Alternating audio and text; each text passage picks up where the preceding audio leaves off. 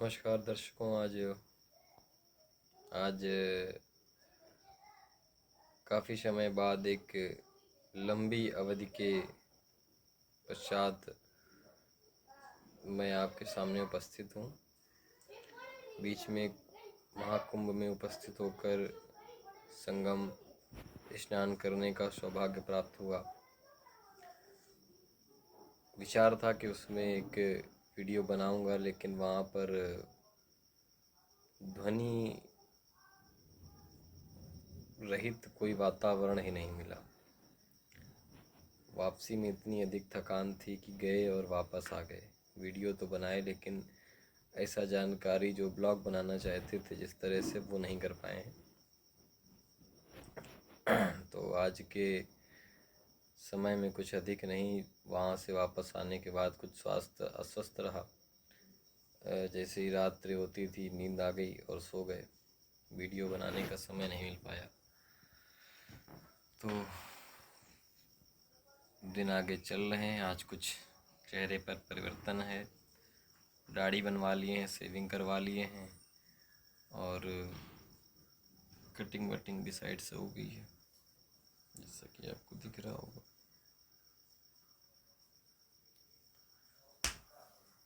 आज अभिज्ञान शाकुंतलम का तीसरा अंक पूर्ण हुआ और उस दौरान काफ़ी समय बाद एक वो जो अंक बीच में रह गया था, वह अंक पूरा हुआ है।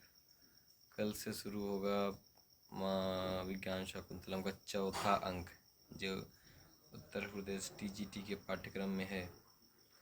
उसको पढ़ने का औचित्य ये भी है कि कहीं ना कहीं टीजीटी से भी कुछ संबंध हो जाए, कुछ विषय पूरा हो जाए, और इसके बाद हम तैयारी करते रहेंगे। हम लोग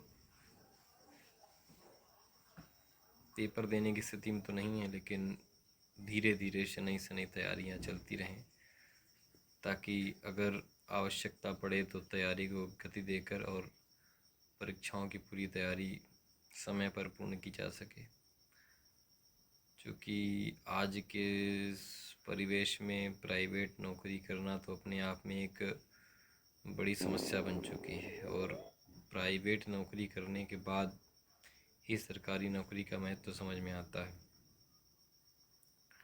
तो इतना अधिक कष्टकारी तो नहीं है, लेकिन फिर भी कोशिश अभी तो नहीं जा रही है, लेकिन इच्छा है कि ऐसी कोशिश हो, ताकि अगर जीवन में